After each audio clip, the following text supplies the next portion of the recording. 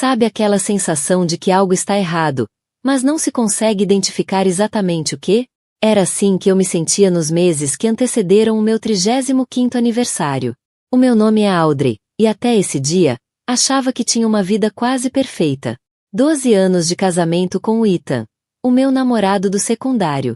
A nossa empresa familiar de tecnologia crescia de forma estável e eu tinha minha adorada irmã mais nova, a Harper, sempre ao meu lado como melhor amiga e confidente. Nessa manhã de sábado, acordei com um cheiro a café fresco. O Ethan tinha saído cedo, dizendo que precisava tratar de alguns detalhes para a surpresa do meu aniversário. Sorri ao pensar em como ele sempre se esforçava para tornar os meus aniversários especiais. Decidi aproveitar a manhã sozinha, talvez ler um pouco daquele livro que andava a adiar há semanas. A Harper ligou por volta das 10. Feliz aniversário, mana! Estou a caminho da mãe para ajudar com os preparativos do teu jantar surpresa esta noite. Ela hesitou. PS, acho que não devia ter dito isso. Ri-me e disse que fingiria estar surpreendida. O Ethan também está envolvido nos preparativos? Perguntei, tentando parecer casual. Não, ele disse que tinha coisas para tratar no escritório, algo sobre aquela nova aquisição. A voz dela soava estranha, mas não dei grande importância. Liguei ao Ethan para lhe agradecer pelo café, mas ele não atendeu. Tentei de novo. Nada. Comecei a sentir aquele nó no estômago, o que nos avisa que algo está errado antes da mente perceber. Não sou o tipo de pessoa desconfiada. Sempre confiei no Ethan. Mas ultimamente ele andava a trabalhar até tarde, a atender chamadas noutra sala e a ser vago quanto ao horário. Quando decidi passar pelo escritório com o almoço, disse a mim mesma que era apenas um gesto doce de aniversário, surpreendê-lo em vez de esperar ser surpreendida. O edifício da Tritec estava silencioso, como esperado para um sábado. Acenei ao Carlos, o segurança que me conhecia desde que fundamos a empresa há 8 anos. Senhora Reis, feliz aniversário.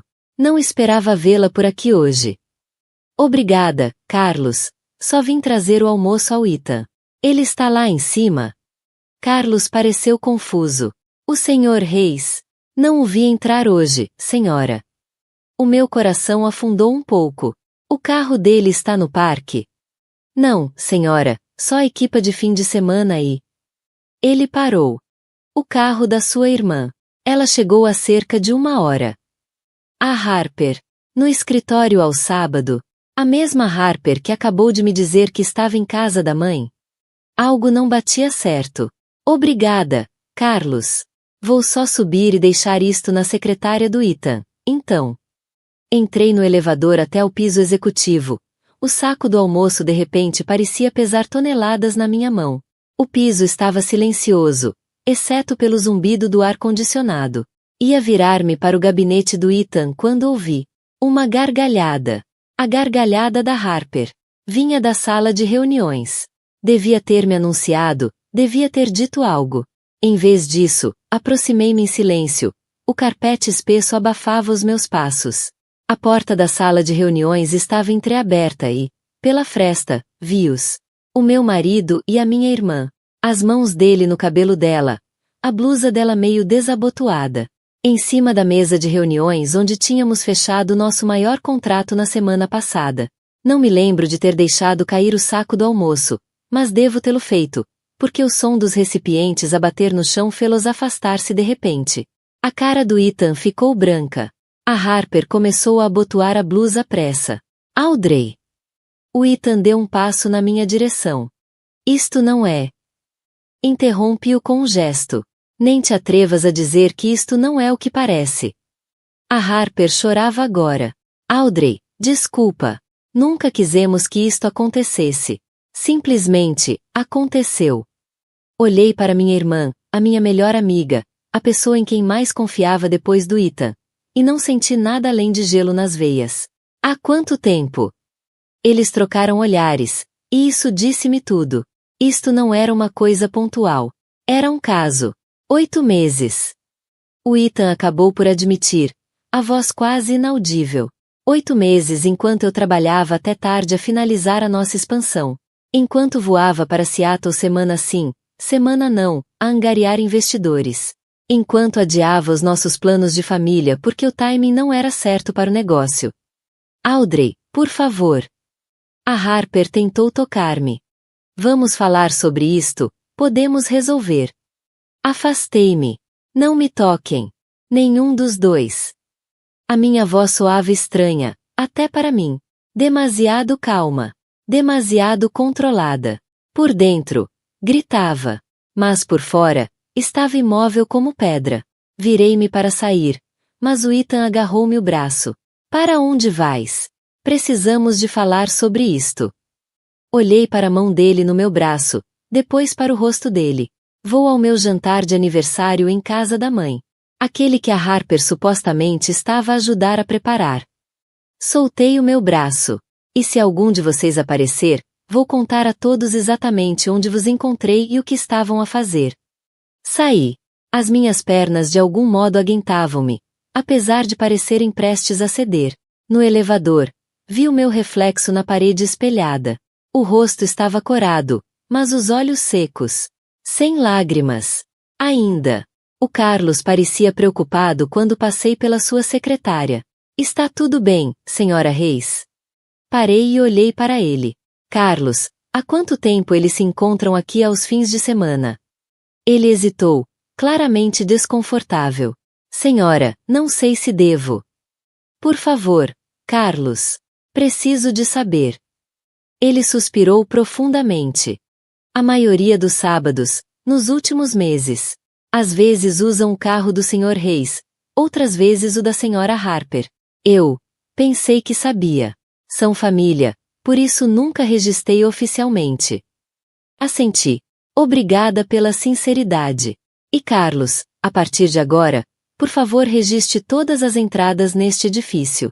Sejam família ou não. Política da empresa.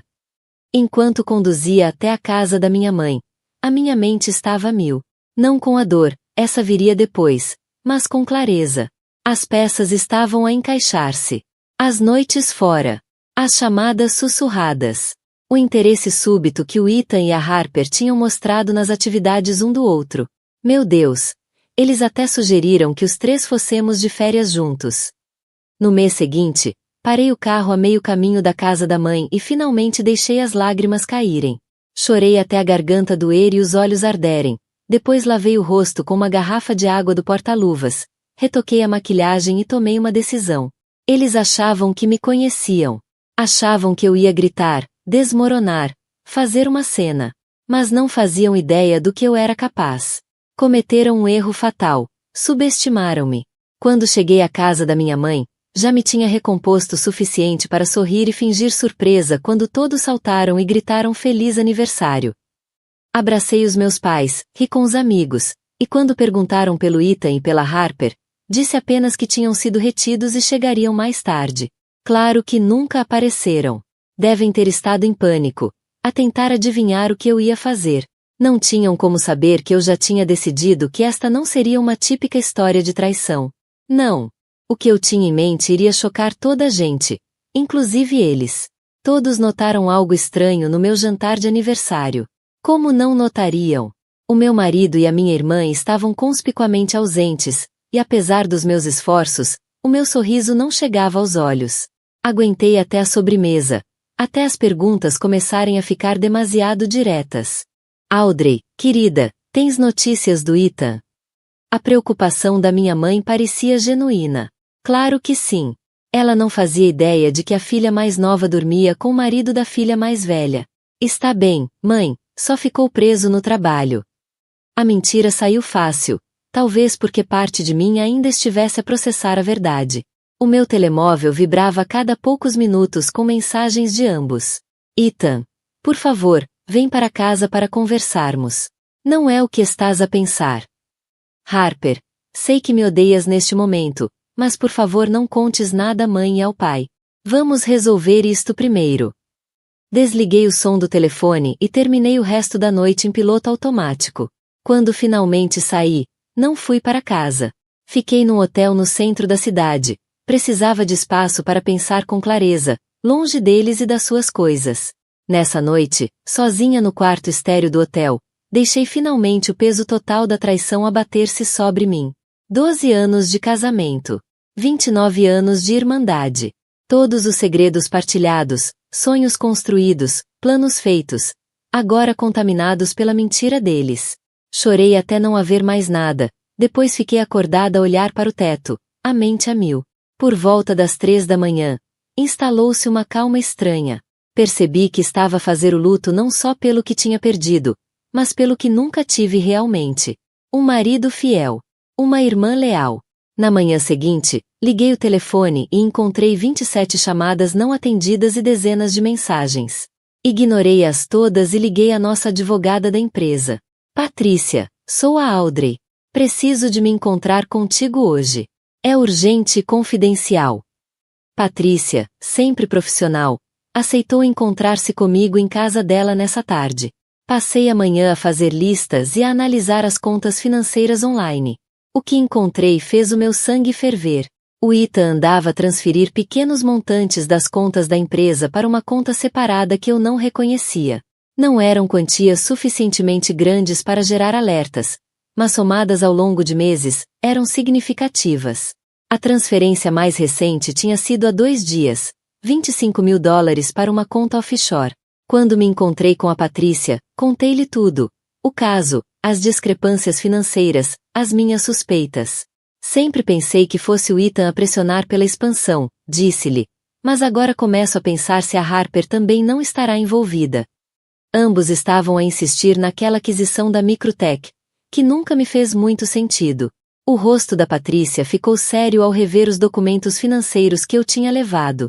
Audrey, estas transferências parecem estar a ser disfarçadas como pagamentos de consultoria a empresas fictícias. Olhou para mim. Preciso de te perguntar, tens a certeza que queres seguir com isto? Pode significar problemas legais sérios para os dois. Tenho.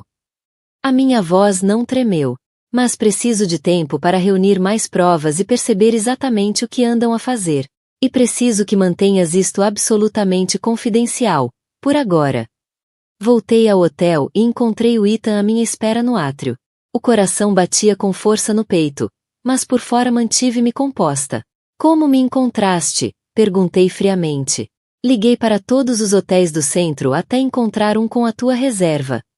Ele parecia péssimo, por fazer a barba, os olhos vermelhos.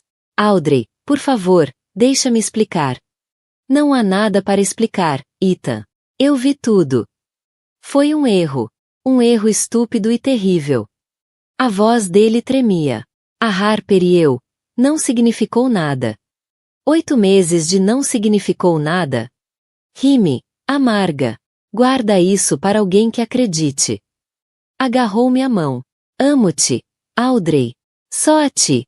A Harper foi só, conveniente, disponível. A minha irmã. Cada palavra era como uma faca. Tiveram os vossos encontros no escritório todos os fins de semana enquanto eu trabalhava no negócio de Seattle? A cara dele disse-me tudo. Tinham se encontrado no escritório quando eu estava fora. Provavelmente em nossa casa também.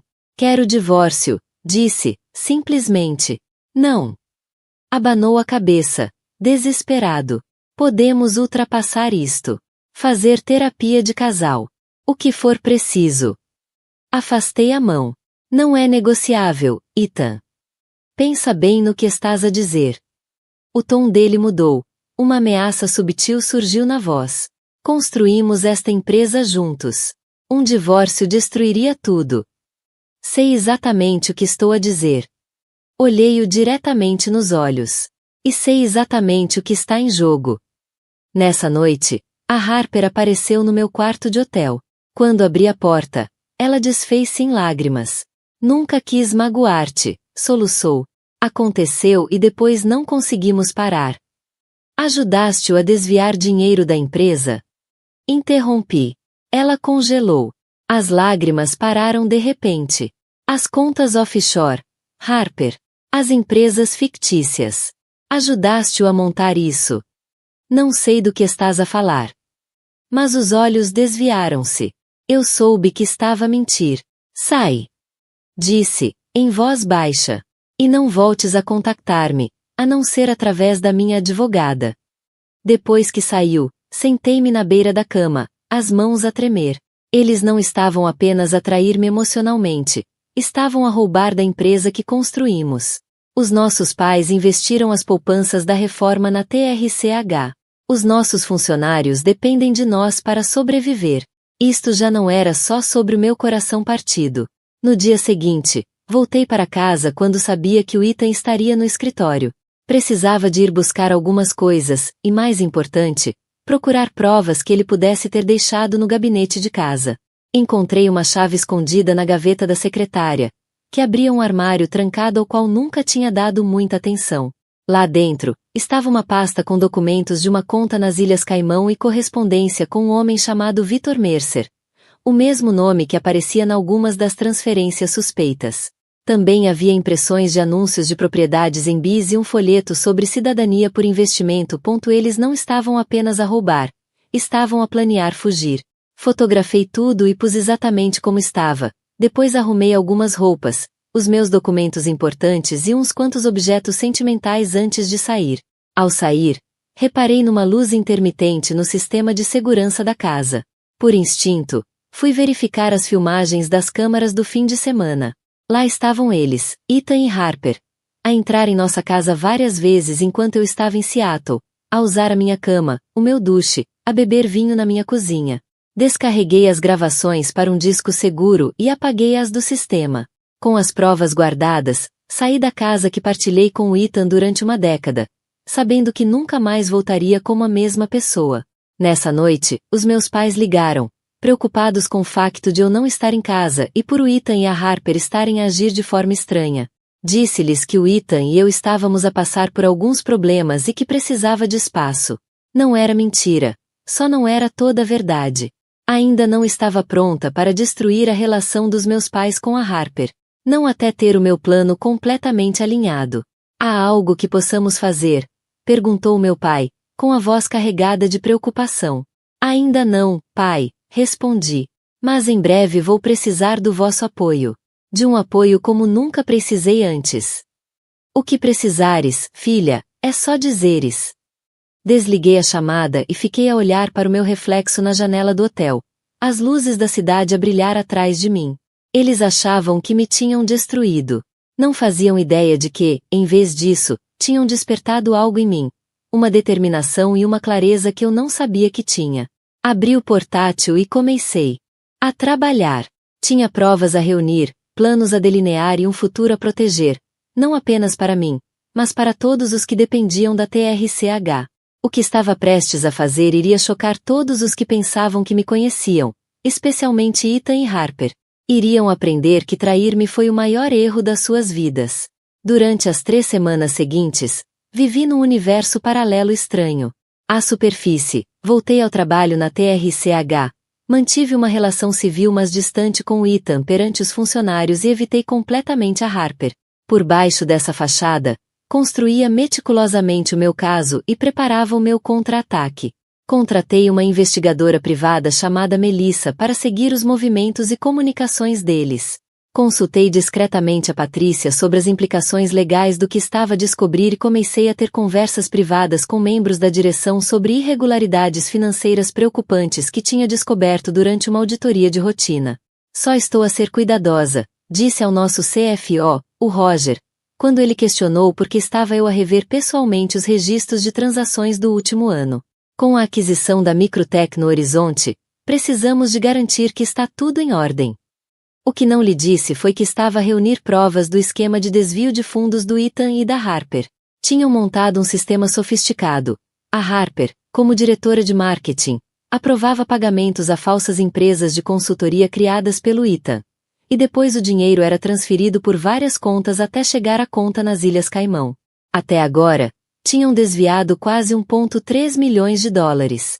Não era suficiente para fundar a empresa, mas era mais do que suficiente para acusações federais. Uma noite, enquanto trabalhava até tarde no meu gabinete, o Ethan apareceu à porta.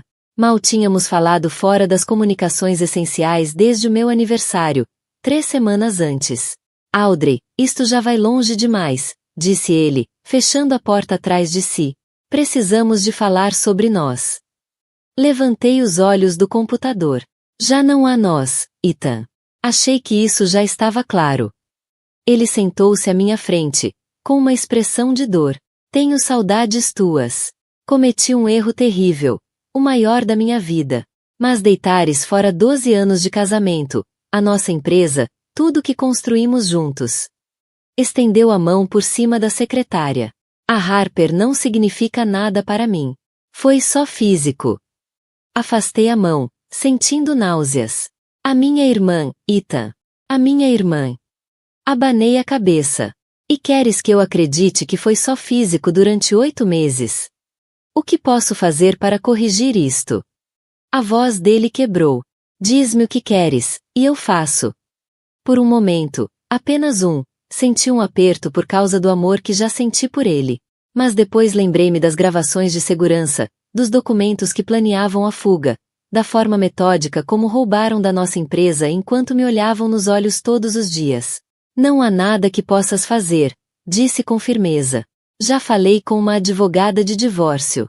Vais receber os papéis na próxima semana. O rosto dele endureceu. Se é assim que queres jogar, tudo bem. Mas lembra-te, sou tão dono desta empresa como tu. Um divórcio significa dividir tudo. E quero dizer tudo, Audrey. A ameaça era clara. Mas eu apenas sorri. Estou a contar com isso, Ethan. Depois que ele saiu, liguei a Melissa. Preciso que intensifiques a vigilância. Acho que eles podem acelerar os planos agora. Tinha razão. Nesse fim de semana, a Melissa informou que o Ethan e a Harper tinham se encontrado num hotel fora da cidade e tiveram o que parecia ser uma discussão intensa. Conseguiu fotos deles a entrar e a sair separadamente, e até captou parte da conversa no bar do hotel. Temos de nos mexer mais depressa, disse o Ethan a Harper. Ela vai pedir o divórcio, e depois disso tudo fica mais complicado. E o negócio com a Microtech? Perguntou a Harper. Temos de concretizar isso primeiro. A votação da direção é na próxima semana.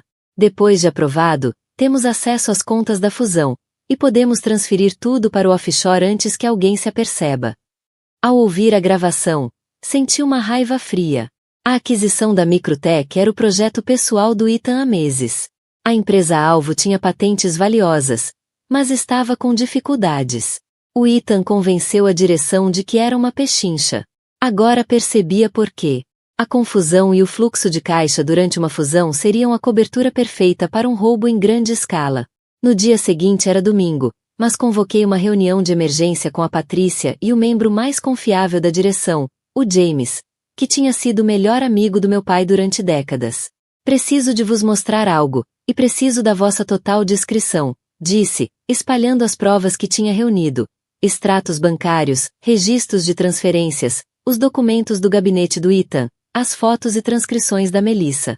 O rosto do James tornava-se cada vez mais grave à medida que revia o material. Meu Deus, Audrey! Há quanto tempo sabes disto? Descobri o caso no dia do meu aniversário. As irregularidades financeiras logo a seguir. Respirei fundo. Eles estão a planear algo maior com esta aquisição da Microtech. Precisam da aprovação da direção para ceder as contas da fusão. A Patrícia assentiu. A votação está marcada para sexta-feira. Se a direção aprovar, o Ethan e a Harper podem desviar milhões e desaparecer antes que alguém perceba o que aconteceu. Temos de ir imediatamente às autoridades, disse o James. Ainda não, respondi. Se agirmos demasiado cedo, talvez não consigamos provar toda a extensão do que estão a planear. Podem alegar que as transferências foram autorizadas. O que sugeres? Perguntou a Patrícia. Apresentei o meu plano.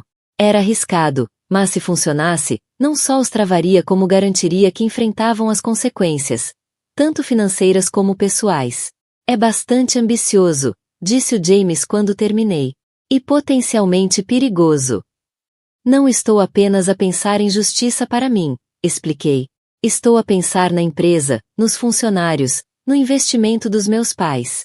Se lidarmos mal com isto, a TRCH pode ser destruída pelo escândalo. A Patrícia assentiu devagar. O teu plano minimiza os danos públicos e maximiza a responsabilização. É pouco ortodoxo, mas legalmente sólido, se for executado com precisão. A reunião anual dos acionistas é daqui a 3 semanas, observei. Tempo perfeito. Ao saírem, o James abraçou-me com força. O teu pai teria orgulho da tua força, Audrey. Eu certamente tenho. Os dias seguintes foram um exercício de equilíbrio extremo. Tive de manter a normalidade no trabalho enquanto me encontrava em segredo com membros-chave da direção, um a um, partilhando informações seletivas sobre as irregularidades financeiras. Não mencionei o caso, isso era pessoal, mas as provas de má conduta financeira eram suficientemente fortes. Na quinta-feira, já tinha compromissos privados de 6 dos 9 membros da direção para votar contra a aquisição da Microtech. Comecei também a documentar cada interação com o Ethan e a Harper, a gravar conversas sempre que era legalmente permitido, e a guardar cópias das provas em vários locais seguros. Os meus pais perceberam que algo sério se passava, mas respeitaram o meu pedido de tempo. Antes que eu explicasse, a minha mãe disse durante o nosso almoço semanal: só quero que saibas que estamos aqui para ti, aconteça o que acontecer. Na noite anterior à votação do conselho, não consegui dormir, não por medo ou dúvida, mas por antecipação. 3 semanas antes, tinha sido destruída pela traição. Agora, estava a canalizar essa dor para um propósito: proteger o que construímos das 2 pessoas em quem mais confiei. O meu telemóvel vibrou com uma mensagem da Melissa. Reunião em curso no condomínio do sujeito H chegou há 20 minutos. Parece que estão a discutir. Sorri com amargura. O plano deles estava a desmoronar-se, e nem sequer sabiam. O dia seguinte seria apenas o início do que eu tinha preparado para eles. Acabei por adormecer a pensar na reunião do conselho, o primeiro passo no meu plano cuidadosamente orquestrado. Quando tudo terminasse, todos ficariam chocados, não só com o que o Ethan e a Harper tinham feito, mas com o que eu era capaz de fazer quando levada ao limite. A manhã de sexta-feira chegou carregada de tensão. Vesti-me com cuidado, com meu conjunto mais imponente, um fato cinzento carvão e uma blusa vermelho sangue. Apliquei maquilhagem com precisão e fui para o escritório mais cedo do que o habitual. Queria estar completamente preparada quando Ethan e a Harper chegassem, convencidos de que a aquisição da Microtech seria aprovada sem dificuldades. A reunião estava marcada para as 10 horas. Às 9h30, estava a rever as minhas notas quando a Patrícia bateu à minha porta. Está tudo pronto, confirmou. O James tem o auditor financeiro à espera na sala de reuniões pequena e já avisei a segurança do edifício sobre uma possível situação. Assenti. E os documentos? Ela deu uma palmada na pasta. Estão todos aqui. Tens mesmo a certeza que queres fazer isto desta forma? Vai ser muito público. É esse o objetivo. Endireitei os ombros. Eles humilharam-me em privado. Vão enfrentar as consequências em público. Às 9h55, os membros do conselho começaram a entrar na sala de reuniões principal. O Ethan chegou com ar confiante, acenando aos seus aliados. A Harper, apesar de não ser membro do conselho, costumava assistir para apresentar dados de marketing.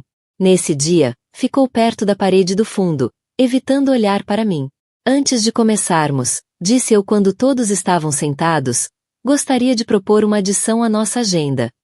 O Ethan franziu o sobrolho. A agenda foi distribuída na semana passada. Audrey, já temos o horário cheio. Ainda assim, acredito que este assunto tem precedência sobre a votação da aquisição. Assenti para Patrícia, que distribuiu pastas a cada membro do conselho. Por favor, tirem um momento para rever estes materiais.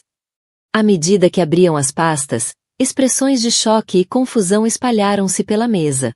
No interior, estavam registros financeiros detalhados a mostrar o desvio sistemático de fundos, juntamente com o relatório preliminar de um contabilista forense.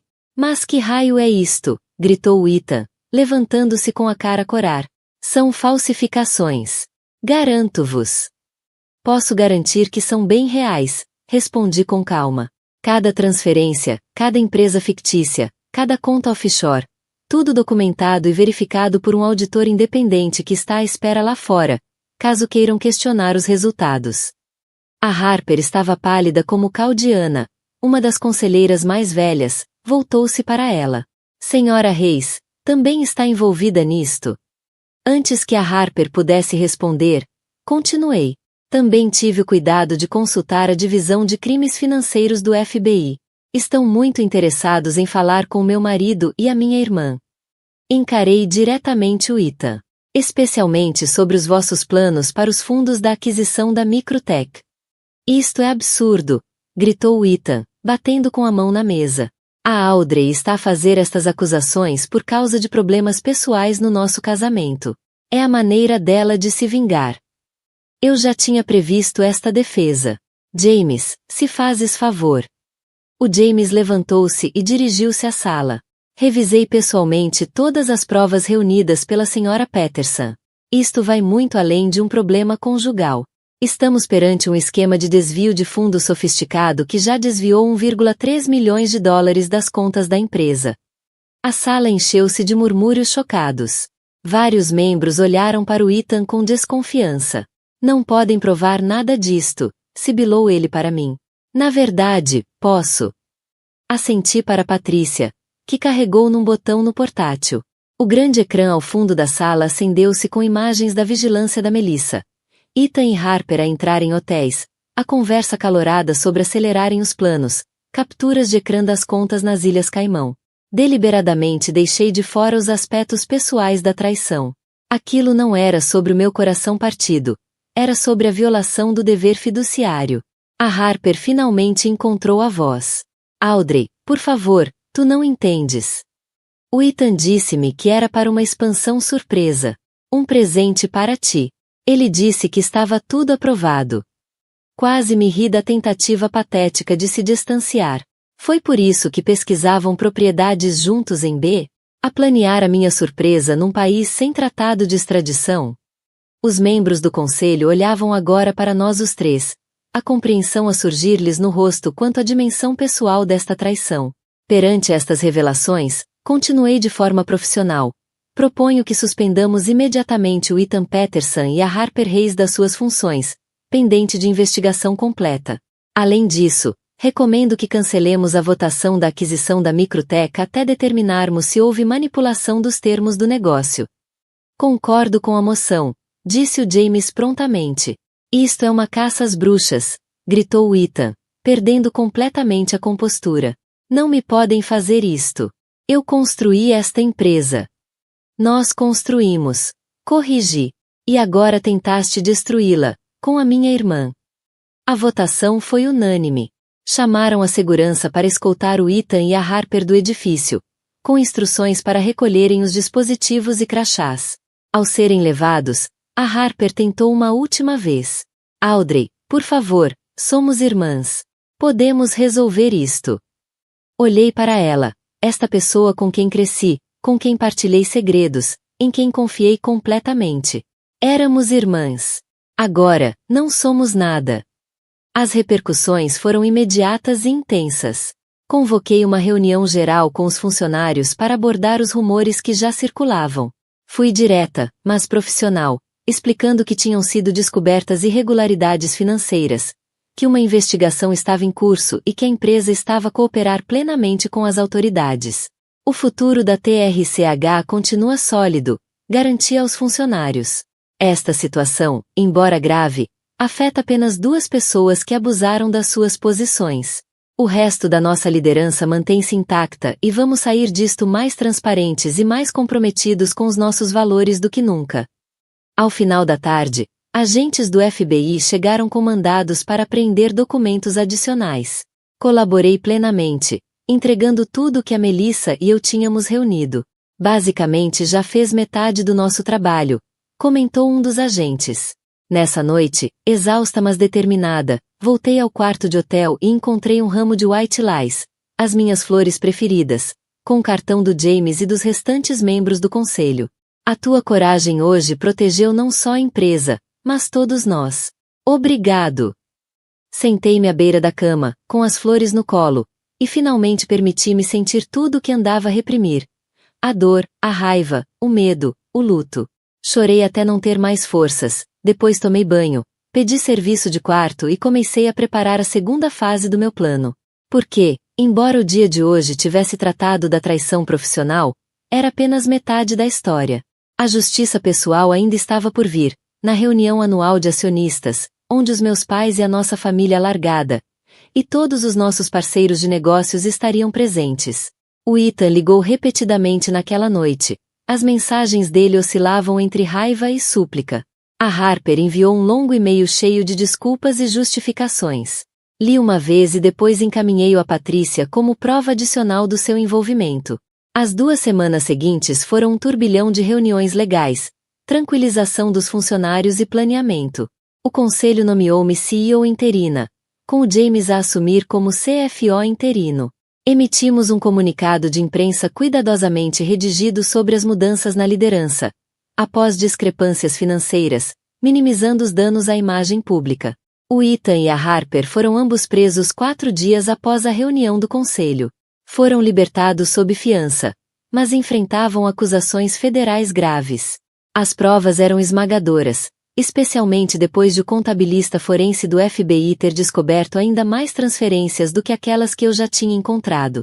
Os meus pais ficaram devastados quando finalmente lhes contei tudo. A minha mãe chorou durante horas, incapaz de compreender como a Harper me podia trair de forma tão completa. O meu pai, sempre o meu apoio, abraçou-me enquanto eu finalmente lhe mostrava minha dor. Eduquei-vos melhor do que isto, disse, abanando a cabeça.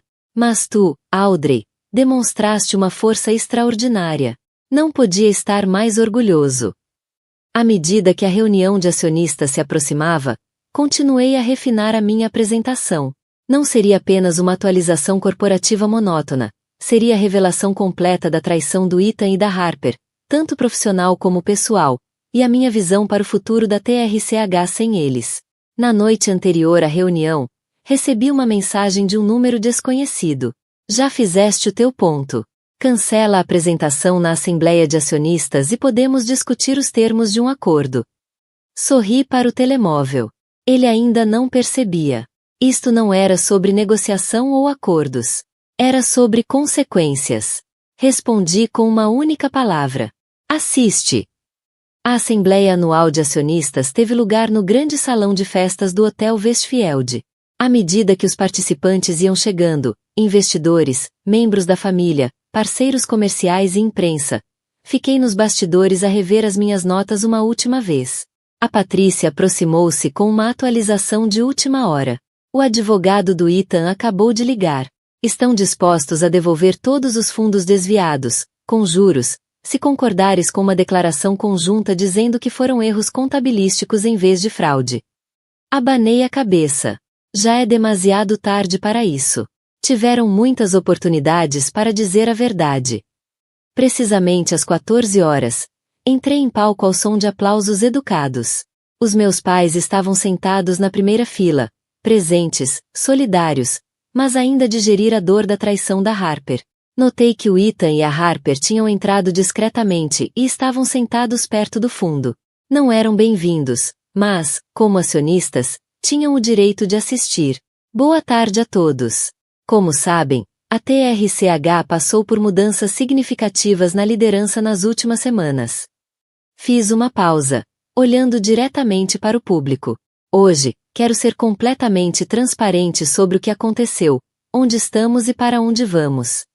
Durante os 20 minutos seguintes, apresentei metodicamente os crimes financeiros, com gráficos e documentação clara. Mantive o tom profissional, deixando que os factos falassem por si.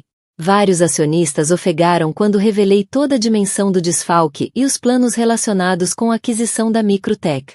Embora esta quebra de confiança seja extremamente grave, tenho o prazer de informar que, graças a uma ação rápida, protegemos todos os ativos da empresa, implementamos novos controlos financeiros e estamos no caminho certo para recuperar a maioria dos fundos desviados. Depois chegou o momento para o qual eu mais me tinha preparado, a parte pessoal da minha apresentação. Alguns de vocês podem estar a perguntar-se como é que uma fraude tão significativa passou despercebida. Inspirei profundamente.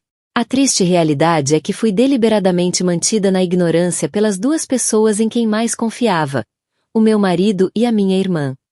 Murmúrios espalharam-se pela sala. Aqueles que não sabiam da dimensão pessoal da traição ficaram visivelmente chocados. Descobri a traição, tanto pessoal como profissional, no meu 35º aniversário.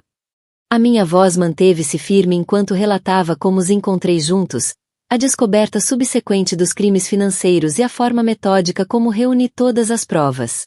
Partilho isto não para expor dramas familiares, mas porque as traições pessoal e profissional estavam entrelaçadas. Usaram a relação familiar para facilitar os crimes, contando com a minha confiança para me cegar às suas ações. Pelo canto do olho, vi a Harper levantar-se como se fosse sair. As minhas palavras seguintes congelaram-na no lugar. No entanto, subestimaram gravemente o que eu era capaz de fazer.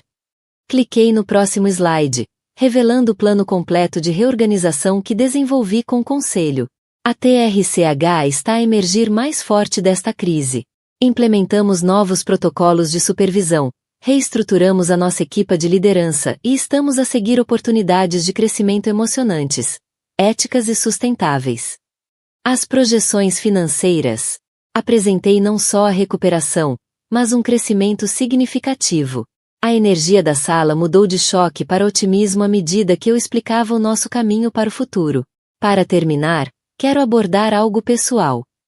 A traição, seja profissional ou pessoal, pode ou destruir-te ou transformar-te. Eu escolhi a transformação. Olhei diretamente para o Ethan e a Harper no fundo da sala.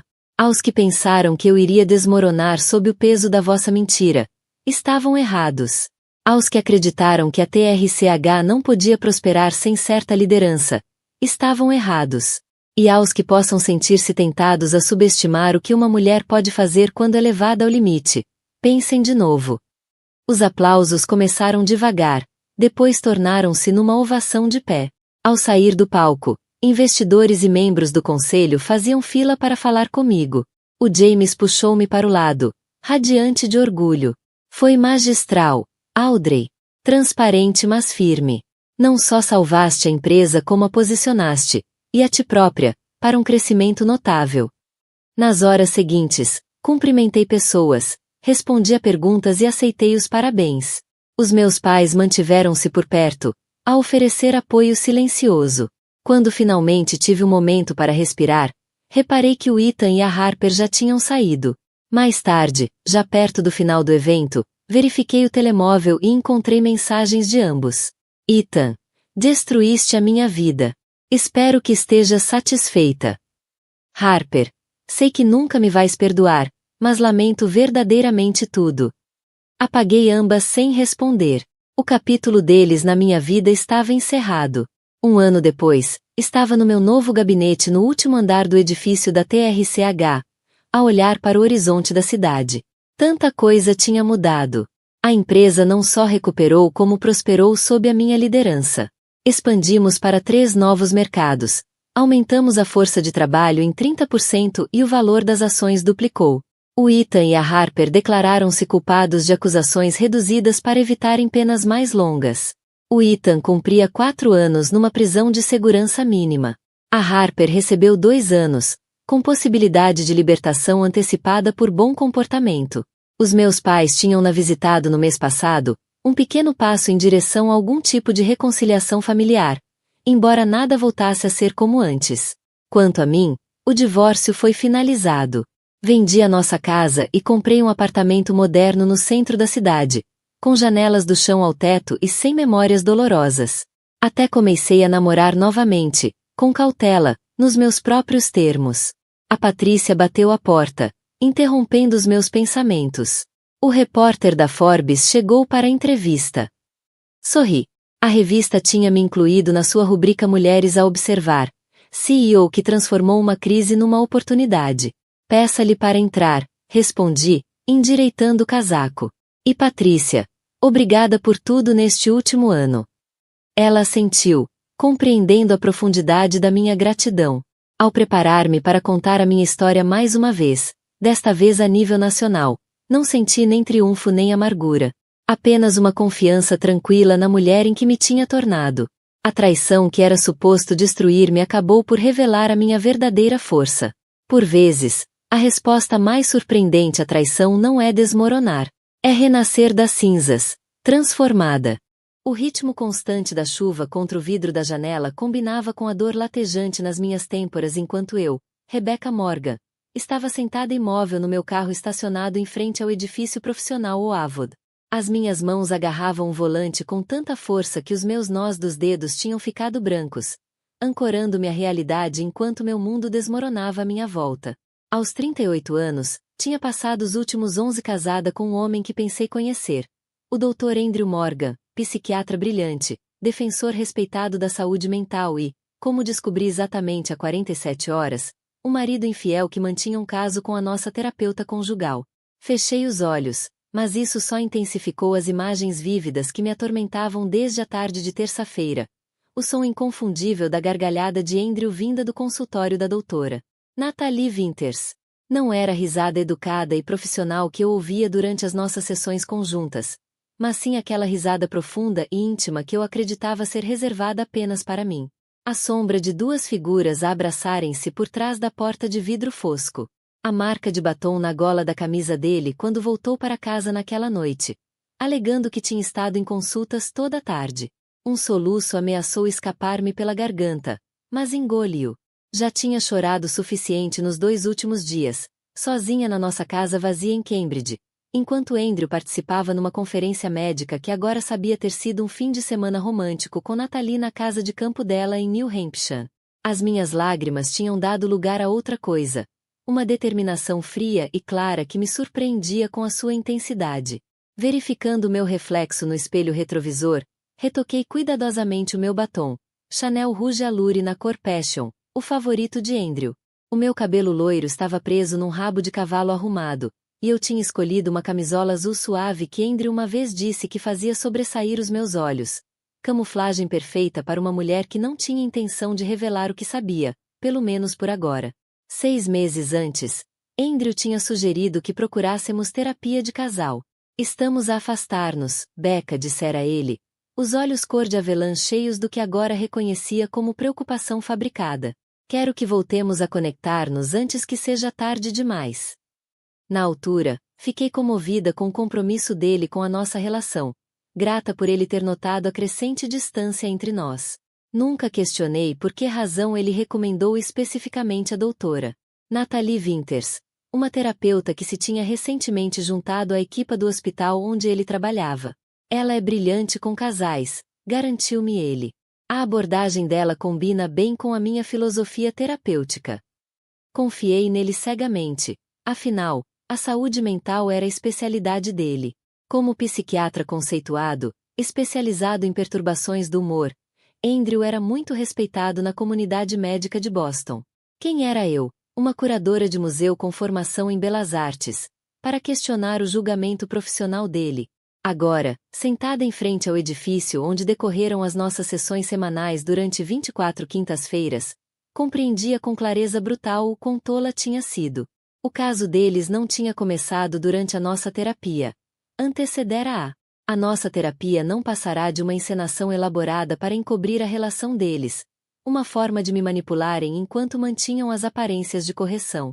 O relógio no painel do carro marcava 14h47. A minha consulta. A minha sessão individual que a doutora Winters insistira ser necessária para tratar a minha suposta questão subjacente. As questões de ansiedade estavam marcadas para as 3. Respirando fundo, estendi a mão para a pasta de couro no banco do passageiro. Lá dentro estavam notas das nossas sessões anteriores, registros de prescrições e um gravador de voz. O início do que se tornaria o meu arsenal.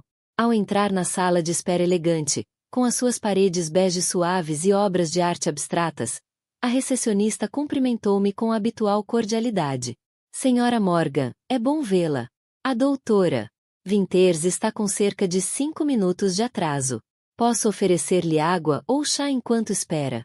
Só água, obrigada, Melissa, respondi, acomodando-me na poltrona acolchoada que me dava uma visão clara de ambas as portas de entrada.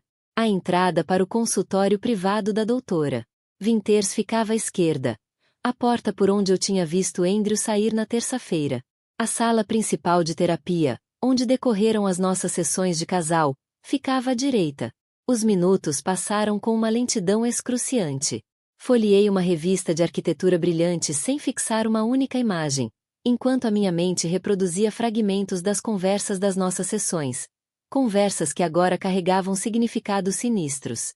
As observações aparentemente empáticas da doutora Winters. Rebecca, reparo que costuma ceder ao conhecimento do Andrew em questões emocionais. Como é que isso a serve? As respostas preocupadas de Andrew. Preocupa-me que a Becca se isole. O trabalho dela no museu consome tanta energia emocional que resta pouca para nossa relação. A forma sincronizada como orientavam as discussões para as minhas supostas limitações emocionais, os meus padrões de evitamento, as minhas respostas ansiosas, que alegadamente estavam a desgastar o nosso casamento. Durante 6 meses fui manipulada por especialistas. Um marido psiquiatra e uma terapeuta amante a trabalharem em conjunto para me fazer duvidar das minhas próprias percepções. A realização queimava como ácido no meu estômago. Rebecca, estou pronta para receber agora. Levantei os olhos e vi Nathalie Winters de pé à entrada do seu consultório, com um sorriso ensaiado no rosto. Aos 42 anos, era deslumbrante de uma forma polida e sofisticada. Alta, esguia, com cabelo mogno cortado num bob preciso, envergando uma saia lápis em cinzento carvão e uma blusa de seda creme. As paredes do seu gabinete estavam forradas de credenciais impressionantes. Harvard Medical School, residência em psiquiatria no Massachusetts General, formação especializada em terapia de casal. Nada no seu comportamento traía que, 48 horas antes, tinha estado nos braços do meu marido naquele mesmo espaço. Obrigada por me receber com tão pouca antecedência, disse, com a voz firme, enquanto a seguia para dentro. A mentira tinha sido necessária. Liguei naquela manhã, alegando angústia emocional, sabendo que ela não recusaria uma consulta de emergência à mulher do amante. Claro, respondeu ela, indicando a familiar cadeira de couro à frente da sua. Mencionou ao telefone que se tem sentido sobrecarregada. Houve algo específico que desencadeou esses sentimentos? O franzir preocupado da testa, a inclinação suave da cabeça. A sua atuação era impecável. Noutra vida, podia ter sido atriz em vez de uma predadora escondida por trás de uma licença de terapeuta. Acomodei-me na cadeira, colocando a pasta no colo. Tenho tido dificuldades para dormir. Comecei, a primeira verdade que disse. Pesadelos, na verdade. Sobre traição. Um ligeiríssimo apertar nos olhos foi o único sinal de que as minhas palavras lhe tinham causado algum impacto para lá do interesse terapêutico. A traição é um tema poderoso, observou ela, com a caneta suspensa sobre o bloco de notas. Pode contar-me mais sobre esses sonhos? E assim começou a nossa dança. Durante os 50 minutos seguintes, descreve pesadelos fabricados enquanto observava as suas reações subtis. Falei de figuras sem nome a conspirarem por trás de vidro fosco, de autoridades médicas a abusarem do seu poder, de confiança sagrada violada em espaços de cura. Com cada descrição, observei a linguagem corporal dela. O ligeiro enrijecimento da postura, o toque inconsciente no colar, os olhares cada vez mais frequentes para o relógio. Ela estava desconfortável, mas disfarçava bem. Rebecca, disse por fim, com a voz a assumir aquele tom gentil especial que reservava para intervenções terapêuticas, estou preocupada com os elementos paranoides desses sonhos, combinados com a sua recente insônia e o que o Andrew partilhou sobre a sua crescente irritabilidade em casa. Pergunto-me se poderemos estar a assistir ao surgimento de um transtorno de ansiedade mais sério. Lá estava, exatamente como eu tinha antecipado. A patologização das minhas suspeitas perfeitamente razoáveis. A integração sem falhas de observações vindas do meu marido. A mudança subtil no sentido de me diagnosticar com uma condição que justificasse medicação. O que recomendaria? Perguntei, alargando os olhos com uma vulnerabilidade fabricada. Gostava de começar com uma dose baixa de medicação ansiolítica, respondeu ela, já a alcançar o bloco de receitas. Apenas temporariamente, para ajudar a ultrapassar este período difícil. E talvez aumentar as nossas sessões para 2 vezes por semana fosse benéfico. Assenti, aceitando a receita com os olhos baixos. O Andrew mencionou que vocês discutiram o meu caso durante a ronda hospitalar ontem. Disse que ambos estão preocupados. A mentira tinha sido calculada, um teste para ver se ela admitia comunicação com meu marido fora das nossas sessões conjuntas, uma violação ética em si mesma. Sem hesitar, Ela respondeu. Sim, consultamos brevemente sobre possíveis opções de medicação. Como colegas, por vezes trocamos impressões sobre casos onde há sobreposição nas nossas funções profissionais. Sempre com o melhor interesse do paciente em mente, claro. A admissão casual da conduta profissional inapropriada, discutir o meu caso sem o meu conhecimento ou consentimento, foi a primeira prova concreta de que precisava. Guardei-a, juntamente com a receita desnecessária, na minha crescente coleção. Agradeço a sua preocupação, disse suavemente, levantando-me para sair enquanto a sessão terminava. À mesma hora na próxima terça-feira para nossa sessão de casal? Perguntei. Sim, confirmou ela, já a fazer anotações no meu processo. E, por favor, comece a tomar a medicação esta noite. Acho que vai notar que ajuda a suavizar esses pensamentos intrusivos. Enquanto caminhava de volta para o carro, apertando a receita que não tinha qualquer intenção de aviar, reparei que a chuva tinha parado. O sol da tarde rompia por entre as nuvens, lançando sombras longas pelo parque de estacionamento. 6 meses de manipulação. De ser levada a sentir-me cada vez mais instável, enquanto as duas pessoas em quem mais confiava me traíam da forma mais completa. O que começou como desilusão cristalizou-se numa determinação resoluta. A doutora Natalie Winters e o Dr. Andrew Morgan usaram as suas credenciais profissionais não apenas para esconder o seu caso, mas para minar sistematicamente a minha estabilidade mental e confiança em mim mesma. Escolheram a mulher errada para diagnosticar. O relógio elegante de latão na estante da doutora Winters soou suavemente, marcando a hora do início da nossa 12ª sessão conjunta de terapia. Andrew estava sentado ao meu lado no sofá de couro, a postura relaxada mas os olhos a denunciarem a leve ansiedade que sempre exibia nestas sessões. Para um homem que passava os dias a ouvir as lutas psicológicas dos outros, ele achava notoriamente desconfortável estar do outro lado da terapia. 3 semanas tinham passado desde que descobri o caso. 21 dias a documentar meticulosamente cada interação suspeita enquanto mantinha uma atuação digna de Oscar como esposa cada vez mais perturbada. A receita que a doutora Winters me dera, Ativan, um benzodiazepínico com efeitos secundários significativos e potencial de dependência, permanecia por aviar. Em vez disso, estive a gravar observações lúcidas e a recolher provas de má conduta profissional. Rebecca, Andrew, bem-vindos, cumprimentou a doutora Winters com uma cordialidade treinada.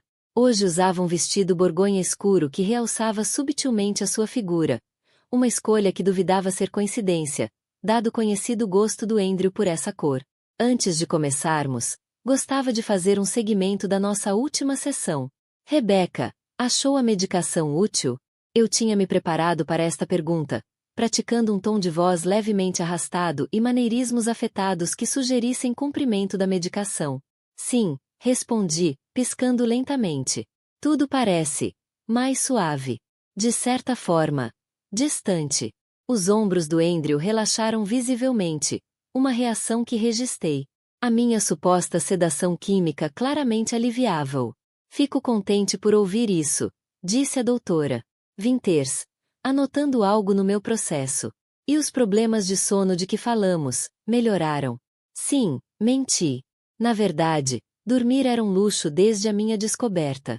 A maioria das noites passava-as a estudar diretrizes de ética médica, regulamentos de gravação e normas de prática psiquiátrica, educando-me sobre as inúmeras violações que estavam a ser cometidas contra mim. Excelente progresso, sorriu, voltando-se para incluir o Andrew. Acho que isto nos dá uma boa base para abordar algumas das questões mais profundas no vosso casamento. Seguiu-se um diálogo cuidadosamente coreografado que eu passará a reconhecer bem demais. A doutora Winters incitava o Andrew a expressar preocupações sobre o meu comportamento, o meu afastamento dos amigos, o meu foco obsessivo no trabalho, a minha indisponibilidade emocional. O Andrew partilhava essas observações com relutância, sempre antecedidas por expressões de amor e preocupação. Depois, ambos guiavam-me gentilmente a aceitar responsabilidade pela minha contribuição para os nossos problemas conjugais. Hoje, no entanto, notei um novo tema emergir na narrativa colaborativa deles. Preocupo-me com a capacidade da Rebecca para gerir o estresse, disse Andrew, com o tom autoritário que usava com os pacientes. No fim de semana passado, passou horas a reorganizar o escritório à meio da noite. Quando lhe sugere que voltasse para a cama, ficou defensiva. O que realmente aconteceu? Descobri um telemóvel descartável escondido na bolsa de golfe do Andrew e precisava de fotografar o seu conteúdo enquanto ele dormia. A reorganização tinha sido a história de cobertura. Quando ele acordou inesperadamente, a doutora Winters assentiu com uma preocupação exagerada. Rebecca, estes episódios de atividade noturna, combinados com o que partilhou sobre pensamentos intrusivos, sugerem que a sua ansiedade pode estar a desenvolver características compulsivas. Inclinou-se para a frente, a expressão grave. Alguma vez teve períodos em que se sentiu desligada da realidade, talvez a acreditar em coisas que outros lhe dizem que não são verdade? A pergunta gelou-me a espinha. Estavam a preparar terreno para um diagnóstico mais grave, possivelmente um transtorno de personalidade ou até algo no espectro da psicose. Com as credenciais do Andrew como psiquiatra a apoiar a avaliação dela, tal diagnóstico poderia ter consequências devastadoras para minha credibilidade, a minha carreira, talvez até a minha posição legal. Forcei a minha expressão a manter-se neutra, enquanto parecia adequadamente confusa com a pergunta. Não tenho a certeza do que quer dizer. Andrew interveio, colocando a mão sobre a minha numa tentativa de conforto que agora me causava repulsa. Querida, lembras-te no mês passado, quando tinhas a certeza de que a senhora Berry no museu estava a sabotar a tua exposição? Estavas convencida de que ela tinha mudado peças nas vitrinas. O incidente a que ele se referia tinha, na verdade, envolvido um novo segurança que acidentalmente desarrumou objetos durante as rondas noturnas. Algo confirmado por imagens de segurança e reconhecido pela direção do museu. A caracterização deliberadamente errada do Andrew sobre o evento como paranoia fez o meu coração bater descompassadamente, de raiva e de medo. Baixei os olhos, fingindo lutar com a memória. Acho que estava sob muita pressão nessa altura. A doutora Winters fez outra anotação. Acho que devemos considerar ajustar a sua medicação e talvez acrescentar um estabilizador de humor. Estas características paranoides preocupam-me. Ela virou-se para Andrew com um olhar de consulta profissional que mal disfarçava a cumplicidade íntima entre eles. Dr. Morgan, dada a sua especialidade, o que recomendaria? A resposta de Andrew foi imediata, como se ensaiada. Tenho relutado em sugerir isto, mas pergunto-me se a Rebecca não beneficiaria de um curto período de avaliação interna. O Centro Lakeside tem um excelente programa de diagnóstico. 2 semanas de avaliação abrangente poderiam trazer clareza sobre o que estamos a lidar. O Centro Lakeside, claro, uma clínica psiquiátrica privada onde Andrew tinha privilégios de admissão e vários colegas na equipa.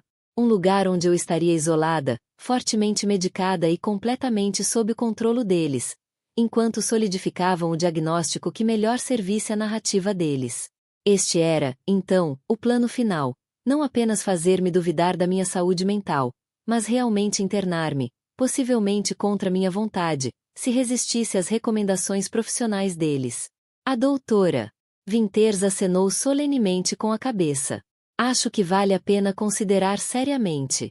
Rebecca, por vezes, afastarmos-nos dos fatores de estresse diários pode proporcionar o espaço necessário para uma avaliação e tratamento adequados.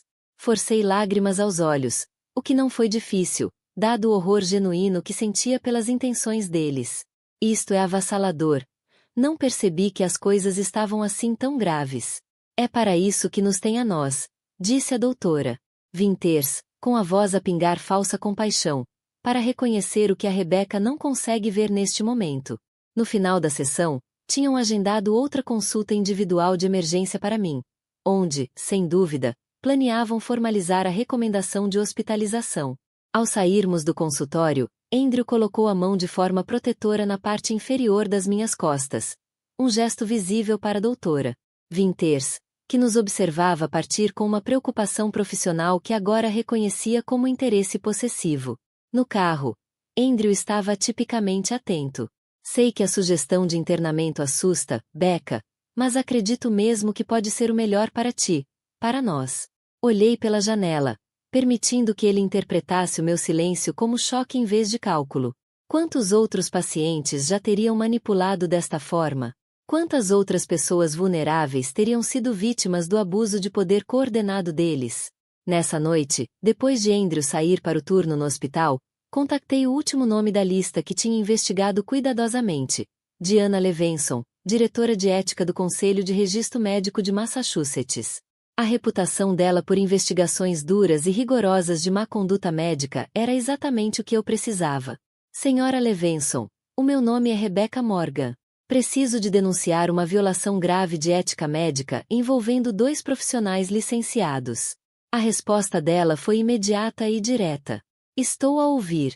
Durante a hora seguinte, expus a situação com detalhe clínico, apresentando as provas reunidas ao longo de 3 semanas, gravações de sessões onde a doutora Winters discutia o meu caso com Andrew sem o meu consentimento, receitas para medicamentos que eu não precisava, documentação do caso amoroso parcialmente realizado em instalações médicas, e os esforços coordenados para patologizar o meu comportamento normal.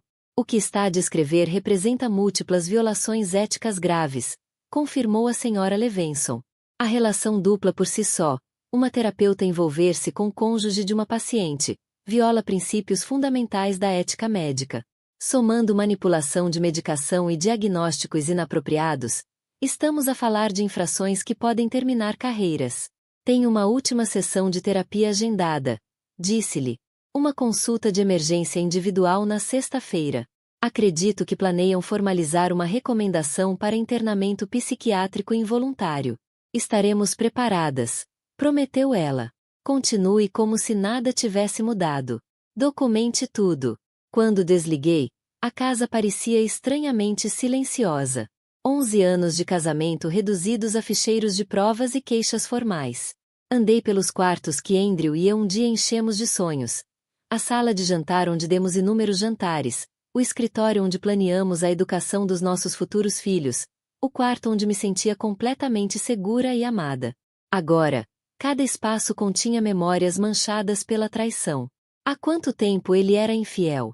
A Nathalie foi a primeira, ou apenas a mais recente? Alguma vez o nosso casamento foi genuíno? Enrosquei-me na nossa cama, a cama onde ele me fazia amor enquanto carregava os segredos de outra mulher, e finalmente permiti-me sentir por completo a perda devastadora, não apenas do meu casamento, mas da minha confiança básica no mundo, nas profissões de cura, no meu próprio julgamento. As lágrimas que vieram não foram os soluços desesperados das noites anteriores, mas uma dor mais silenciosa, mais profunda, por tudo que me foi roubado. O meu passado reescrito pela mentira deles. O meu presente manipulado pelo gaslighting. O meu futuro quase sequestrado pelos planos deles de me internarem. Pela manhã, as lágrimas tinham secado, deixando para trás uma clareza cristalina de propósito. Eu não seria a vítima deles. Não lhes permitiria silenciar-me, diagnosticar-me ou apagar-me. Sexta-feira seria a última sessão deles como profissionais de saúde licenciados, e o meu primeiro dia de reconquista da minha vida. A sala de espera do consultório da doutora Winters parecia diferente na tarde de sexta-feira. As paredes bege suaves, outrora elegantes, agora pareciam institucionais. As obras de arte abstratas pareciam propositadamente obscuras em vez de provocadoras. Até o cumprimento animado da recepcionista soava vazio, como se ela também fosse cúmplice da farsa sistemática praticada dentro daquelas paredes. A minha pasta de couro repousava pesadamente no colo, continha tudo o que precisava para o acerto de contas de hoje. Um gravador de voz de nível legal já ativado, cópias de violações ao código de ética meticulosamente documentadas, declarações juramentadas de 2 funcionárias do consultório da doutora Winters que testemunharam contato inapropriado entre ela e Andrew, registros de prescrições que mostravam recomendações medicamentosas crescentes sem avaliação adequada e, o mais condenatório de tudo, uma pen USB com gravações de 4 sessões de terapia onde o meu tratamento foi claramente comprometido pela relação pessoal deles. O Massachusetts exige consentimento de ambas as partes para gravações, mas tinha contornado esse obstáculo legal cuidadosamente. No início da nossa terapia, a doutora Winters forneceu um formulário padrão de consentimento que permitia a gravação das sessões para fins de formação e tratamento. Guardei a minha cópia, que não continha qualquer restrição quanto a quem poderia aceder às gravações ou como poderiam ser utilizadas. Além disso, 3 sessões ocorreram na nossa casa. Andrew insistir em sessões de conforto durante um período em que eu supostamente estava demasiado ansiosa para sair, onde se aplicavam normas de privacidade diferentes. Rebecca. A doutora Vinter surgiu na porta do consultório. O traje de hoje, um discreto fato cinza pomba, projetava autoridade profissional. Por favor, entre. Levantei-me, notando que ela se posicionara de forma a bloquear a minha vista para dentro do consultório. Ao aproximar-me, compreendi o motivo. Andrew já estava sentado lá dentro. A sua presença na minha sessão individual confirmava as minhas suspeitas quanto à agenda do dia.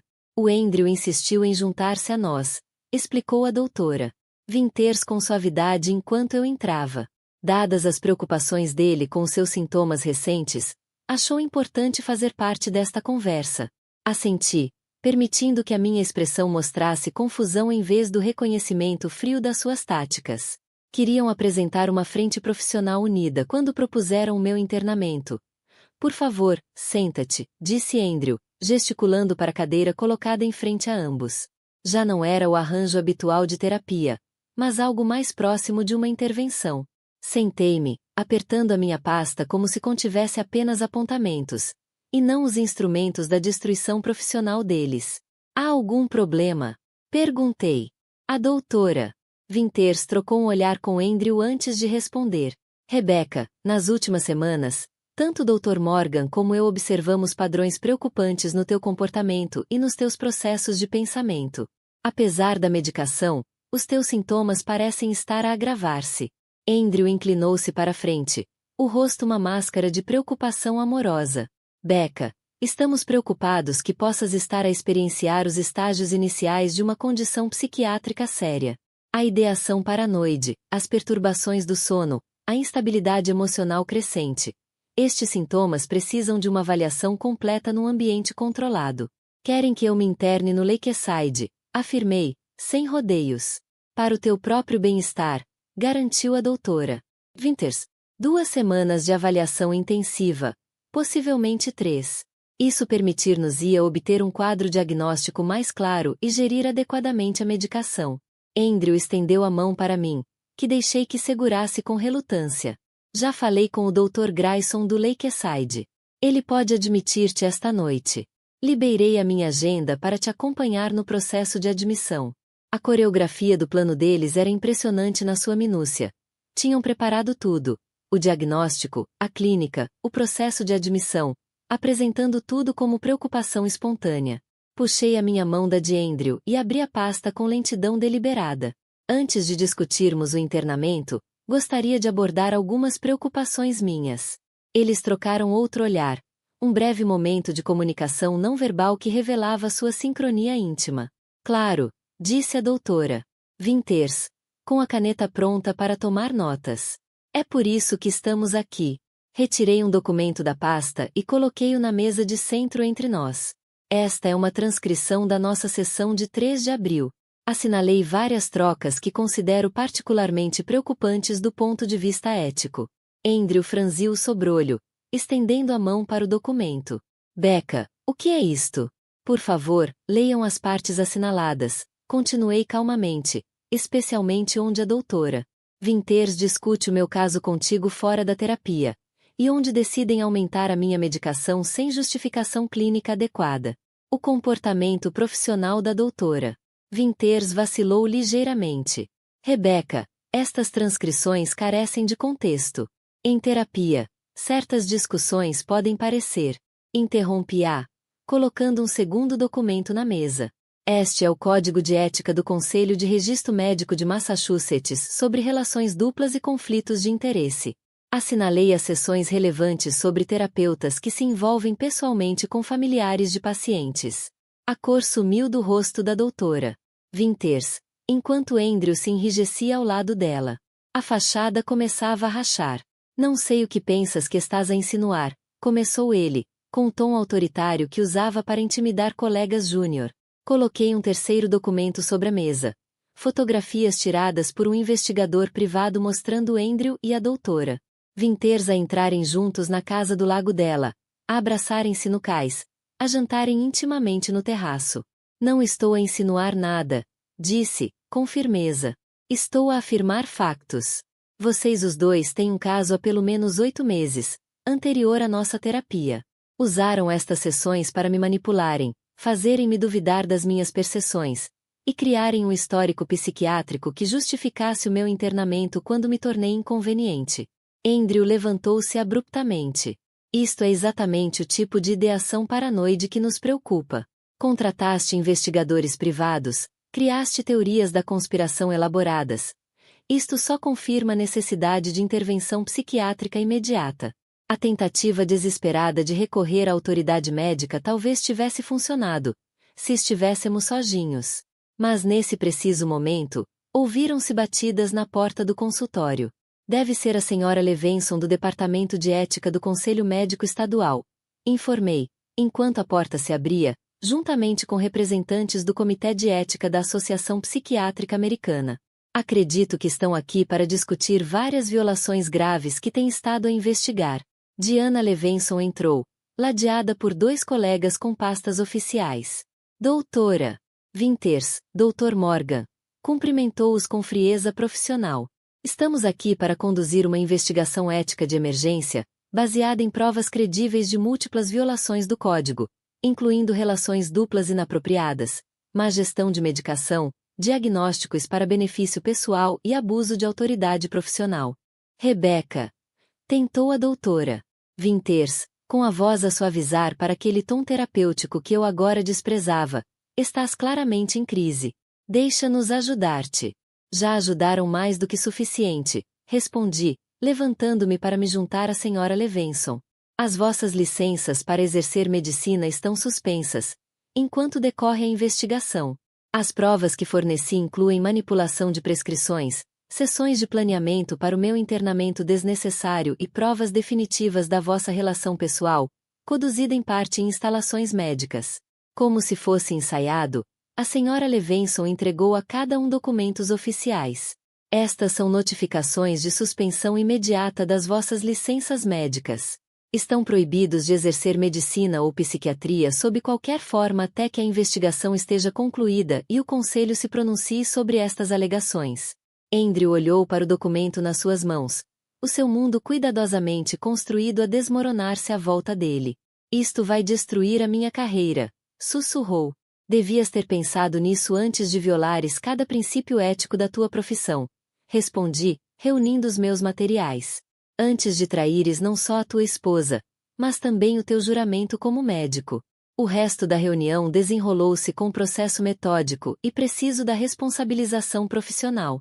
A equipa da senhora Levenson documentou o consultório, recolheu registros e notificou formalmente Andrew e a doutora Winters das violações éticas. Ao prepararmos-nos para sair, parei à porta, voltando-me para os 2 que quase tinham conseguido internar-me por conveniência. Só para que conste, disse em voz baixa, nunca houve nada de errado com a minha saúde mental. A única doença nesta sala foi o narcisismo que vos levou a acreditar que podiam brincar a Deus com a vida de outra pessoa e sair impunes. Com isso, saí do consultório da doutora Natalie Winters pela última vez, deixando para trás tanto um casamento como uma relação terapêutica construídos inteiramente sobre engano. Lá fora, o sol de setembro parecia purificador sobre a minha pele. Diana acompanhou-me até ao carro, o rosto suavizado de severidade profissional para genuína preocupação. Estás bem? Perguntou ela. Este tipo de traição, pessoal e profissional, é extraordinariamente traumático. Ponderei a pergunta dela com cuidado. Estava bem? Não. Ainda não. As feridas estavam demasiado recentes, a traição demasiado profunda.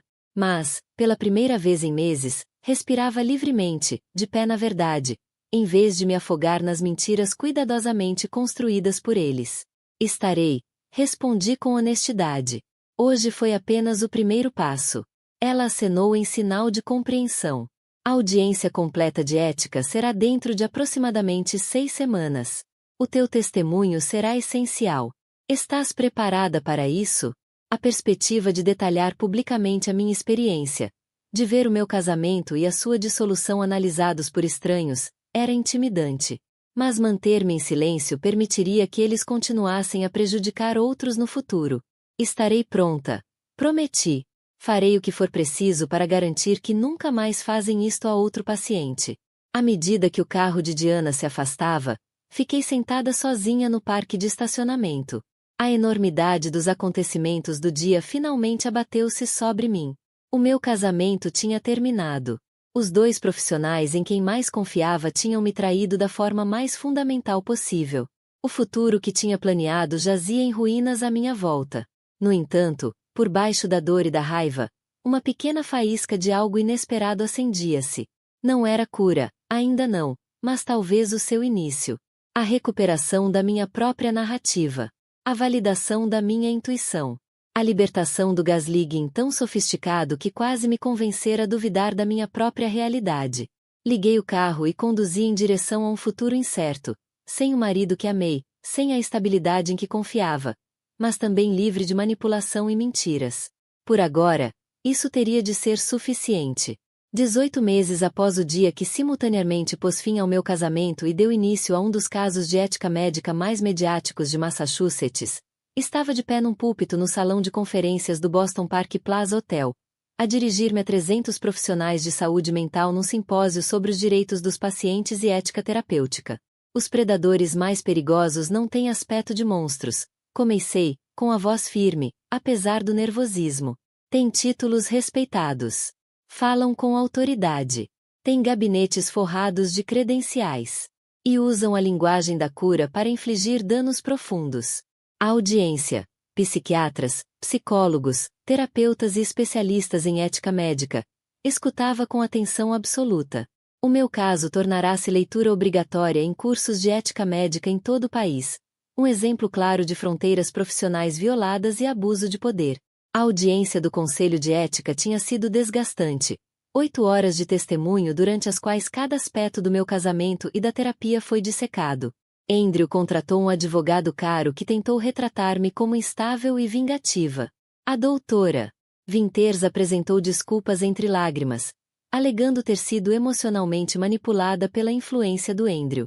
Nenhuma estratégia resultou. As provas que reuni eram demasiado abrangentes. As violações éticas, demasiado graves. Ambos perderam as licenças médicas de forma permanente, com conselho a citar uma traição inconcebível da confiança profissional e abuso premeditado da autoridade psiquiátrica. Andrew mudou-se para o Arizona, tentando reconstruir a vida longe do escândalo. A doutora Winters abandonou completamente a profissão. A última vez que soube dela, trabalhava em consultoria corporativa. O divórcio foi finalizado rapidamente, com Andrew a propor um acordo generoso em troca do meu silêncio sobre certos aspectos da sua conduta profissional que não tinham sido abordados na investigação ética. Aceitei, e usei os fundos para fundar a iniciativa que agora liderava, a Therapeutic Trust Initiative. Começamos com uma missão simples, continuei, avançando para o slide seguinte na apresentação: educar os pacientes sobre os seus direitos em relações terapêuticas, oferecer recursos a quem sofreu violações de limites e defender uma supervisão mais rigorosa nas profissões de saúde mental. Nos 18 meses desde a fundação, a iniciativa ajudou 27 pacientes a apresentar queixas de ética contra profissionais que violaram fronteiras. Conseguimos aprovar legislação que exige uma comunicação mais rigorosa de relações duplas inapropriadas e criamos uma rede de apoio para pessoas a recuperar de abusos terapêuticos. Pessoas como eu, cujo trauma foi infligido precisamente por aqueles que deveriam cuidar. Curar-se de uma traição por um profissional de saúde mental é um desafio único, expliquei. As ferramentas que normalmente usaríamos para lidar com o trauma, terapia, medicação, apoio profissional, foram as mesmas que foram usadas contra nós. É necessário reconstruir a confiança, não apenas nos outros, mas nas nossas próprias percepções. Ao concluir a apresentação e responder às perguntas da audiência, reflete sobre a minha própria jornada de cura. Os primeiros 6 meses após a audiência de ética foram os mais sombrios. Sem a estrutura do meu casamento ou o falso apoio da terapia, fui forçada a enfrentar a magnitude da traição sozinha. Pesadelos, ataques de pânico e problemas profundos de confiança tornaram-se companheiros constantes. A terapia tradicional parecia impossível. Como confiar noutro terapeuta depois do que vivi? Em vez disso, encontrei cura em grupos de sobreviventes, na meditação e ao mergulhar no trabalho de defesa de direitos. Gradualmente, a dor aguda deu lugar a algo mais suportável, uma cicatriz em vez de uma ferida aberta. Senhora Morgan, disse uma jovem residente em psiquiatria ao aproximar-se enquanto recolhia os meus materiais após a apresentação, o seu trabalho mudou completamente a forma como penso sobre as minhas responsabilidades como profissional. Obrigada por ter a coragem de partilhar a sua experiência. Tais encontros ainda me surpreendiam. O impacto positivo que emergira da minha tragédia pessoal. Das cinzas da traição, algo significativo tinha florescido. Mais tarde, nessa noite, sentei-me sozinha no meu novo apartamento com vista para o rio Charles, um copo de vinho na mão, a observar o pôr do sol a pintar a água em tons de dourado e carmesim. A casa que partilhei com Andrew tinha sido vendida. Os lucros divididos entre nós. Cada lembrança física da nossa vida em comum tinha sido removida. Mas os ecos emocionais permaneciam, especialmente em dias como hoje, em que revisitei os detalhes do nosso fim.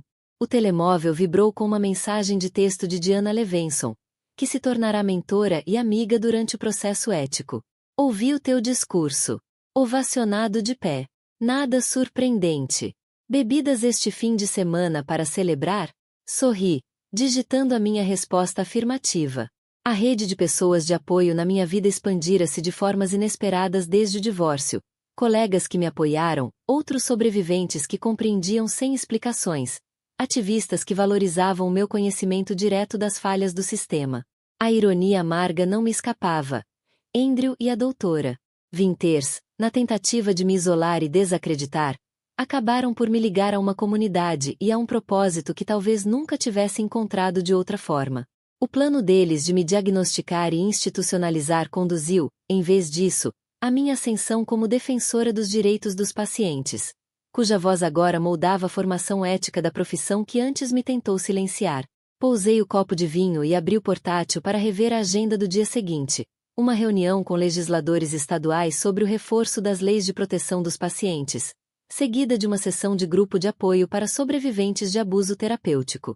O trabalho era exigente, mas profundamente gratificante, transformar o meu trauma pessoal em mudança sistêmica. À medida que a noite caía sobre Boston, reflete sobre como tudo tinha tomado um rumo tão diferente do que planeei.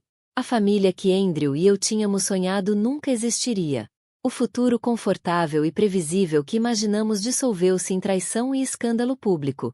No entanto, no lugar disso, surgiu algo que nunca soube que procurava. Uma vida definida não por quem me amava ou pelo título que eu tinha, mas pelo significado que criei a partir da minha experiência mais sombria. O marido que tentou declarar-me mentalmente doente agora assistia à distância enquanto eu ajudava a moldar os padrões éticos da sua antiga profissão. A terapeuta que abusou do seu poder agora via sua história ser ensinada como advertência nas mesmas instituições onde se formou. Não era a justiça que inicialmente procurei quando recolhia provas durante noites dolorosas e sem dormir. Era algo mais profundo, a recuperação da minha história, da minha sanidade e do meu propósito. A última sessão de terapia, que era suposta dar início à minha institucionalização, lançou, em vez disso, a minha libertação. De vítima a defensora, de paciente a educadora, de mulher a ser diagnosticada a mulher que muda a forma como os diagnósticos são feitos. Às vezes, a resposta mais poderosa para quem tenta silenciar-te não é apenas falar, é mudar toda a conversa. E isso, mais do que qualquer punição que tenham recebido, foi a forma mais verdadeira de justiça que eu poderia alcançar.